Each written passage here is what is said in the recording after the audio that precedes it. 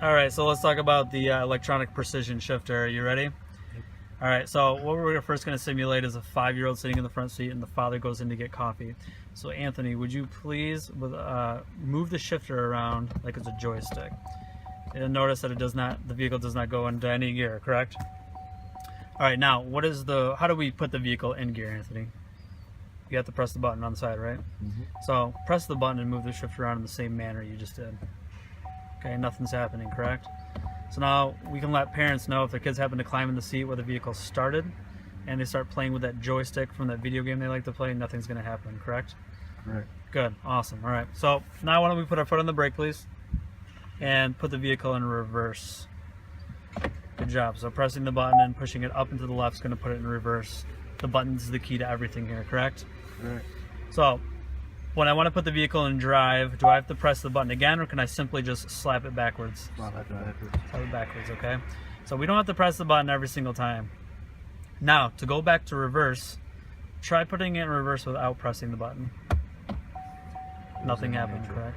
So we got to press the button to take it back to reverse. You guys good with that? So up and over, now we're back to reverse. Slap it back to drive for me.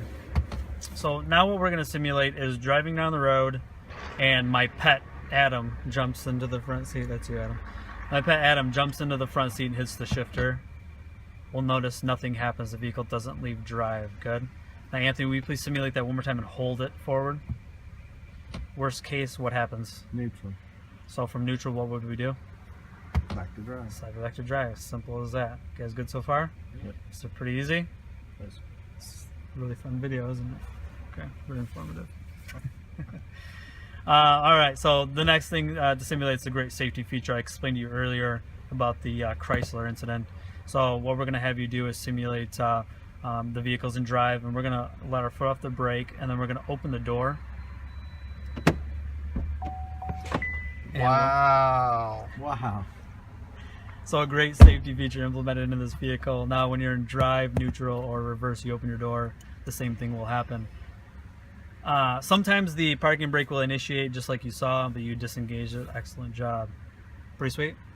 Yes, sir. Adam's the greatest feature you've ever seen. Excellent job, excellent job. The next thing is going to be P, so put it in drive for me, please. How do we put the vehicle in park? Excellent. How easy is that? Okay.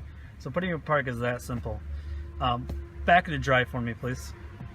All right, so we all went down Monday Night Football at the Colts game, and we drive home. We're really tired. We get home and we forget to put the vehicle in park, but we shut the vehicle off.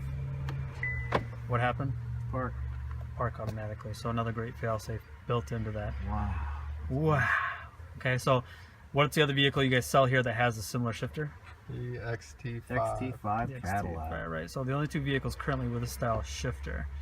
Excellent job. Start the vehicle back up for me, please. So we talked about the functionality of this. What's the benefit of the shifter? What's the benefit of going to this style shifter? It's peace of mind and safety. If your child or your dog knocks it, tries to knock it into gear, you're not going to tear up something or wreck the car. I love it, Anthony. Okay, so here's another scenario too. Have you ever got home and maybe you're on a phone call, you got a text message, and you shut the vehicle off, or you forgot and it wasn't in park, or Right, drive starts rolling, right?